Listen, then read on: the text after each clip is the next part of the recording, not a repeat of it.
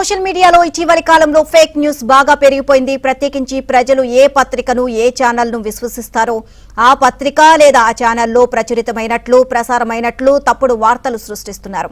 ఇటువంటి తప్పుడు ప్రచారానికి పెట్టింది పేరైన వైసీపీ సోషల్ మీడియా అదే పనిగా ఆంధ్రజ్యోతి ఏబిఎన్లను వాడుకుంటోంది. తాజాగా జనసేనకు 64 అసెంబ్లీ సీట్లు 111 చోట్ల టీడీపీ పోటీ. ఈ మేరకు టీడీపీ జనసేన మధ్య ఒప్పందం కుదిరింది అంటూ ఓ ఫేక్ న్యూస్ కొందరు సర్క్యులేట్ చేస్తున్నారు. అదంతా అవాస్తవం.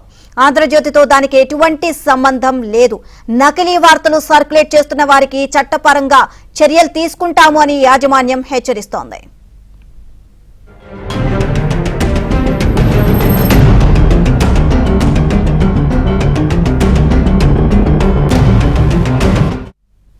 ఇదే అంశానికి సంబంధించి మరిన్ని అప్డేట్స్ మా ఇన్పుట్ ఇన్ఛార్జ్ శ్రీహరిని అడిగి తెలుసుకుందాం. శ్రీహరి, ఎప్పటికప్పుడు అటు ఆంధ్రజ్యోతి వార్తాపత్రిక కానివ్వండి, ఆంధ్రజ్యోతి ఛానల్ కి సంబంధించి ఫేక్ న్యూస్ ఇలా క్రియేట్ చేస్తున్నారు వైసీపీ వార్తాపత్రికలకు సంబంధించి వీళ్ళు. సో దీనికి సంబంధించి ఓవరాల్ గా అప్డేట్స్ ఏంటి? నిల్మా, ఆంధ్రజ్యోతి పత్రిక పేరుతో కొంత తప్పుడు ప్రచారాన్ని ఫేక్ న్యూస్ ను కూడా సర్క్యులేట్ చేస్తోంది. వైసీపీ సంబంధించినటువంటి సోషల్ మీడియా కావచ్చు, లేదా వారికి సంబంధించినటువంటి కొంతమంది పెయిడ్ సోషల్ మీడియా ఈ రకమైనటువంటి దుశ్చర్యకు కూడా తెగబడింది. వాస్తవానికి ఆంధ్రజ్యోతి కావచ్చు, ఏబిఎన్ ఆంధ్రజ్యోతి ఇప్పటి వరకు జనసేన తెలుగుదేశం పార్టీ పొత్తులకు సంబంధించినటువంటి సీట్ల విషయం పైన ఏ పార్టీకి ఎవరు పోటీ చేస్తారు, ఏ పార్టీకి ఎన్ని సీట్లు కేటాయించుకున్నారు, ఎవరెవరు ఎక్కడ బరిలో ఉంటారనే విషయాన్ని ఇంతవరకు ప్రసారం చేయలేదు, ప్రచారం కూడా చేయలేదు. దీనికి సంబంధించినటువంటి విషయంలో ఇప్పటి వరకు తెలుగుదేశం పార్టీ అధినేత చంద్రబాబు నాయుడు, అలానే జనసేన పార్టీ అధినేత పవన్ కళ్యాణ్ ఇప్పటికే వాళ్ళు దఫాలుగా మాట్లాడుకోవడం, చర్చించుకున్నటువంటి పరిస్థితి. ఒక ఏకాభిప్రాయంతో సీట్లు ప్రకటన చేయాలని చెప్పి కసరత్తు చేస్తున్నారు. మనం ఈ వార్త ఏదైతే ఉందో ఇది ప్రస్తుతం సర్క్యులేట్ చేస్తున్నారు. తెలుగుదేశం పార్టీ అధినేత చంద్రబాబు నాయుడు హైదరాబాద్ లోనే ఉన్నారు.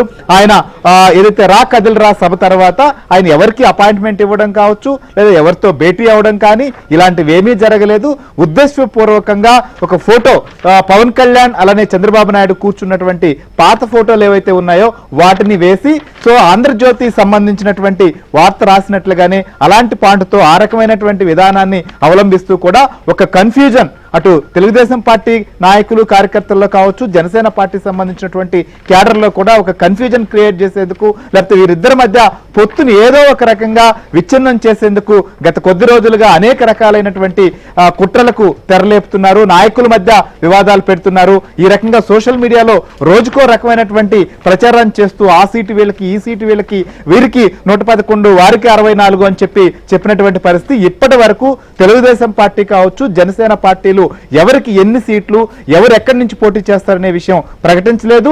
ఆంధ్రజ్యోతి కూడా అధికారికంగా దీనికి సంబంధించినటువంటి వార్తలు కూడా ప్రసారం చేయలేదు. ఇలాంటి ఫేక్ వార్తల్ని నమ్మాల్సిన అవసరం లేదు. ఈ రకంగా పెయిడ్ ఆర్టిస్టులాగా మారినటువంటి కొంతమంది జర్నలిస్టులు కావచ్చు, కొంతమంది సోషల్ మీడియా ప్లాట్ఫామ్ లో ఈ రకమైనటువంటి ప్రచారం చేస్తున్నారు. దీనిపైన లీగల్ గా కూడా ఆంధ్రజ్యోతి, ఏబిఎన్ ఆంధ్రజ్యోతి చర్యలు తీసుకుంటుందని హెచ్చరిస్తున్నాం. Neelima. Right, thank you Srihari.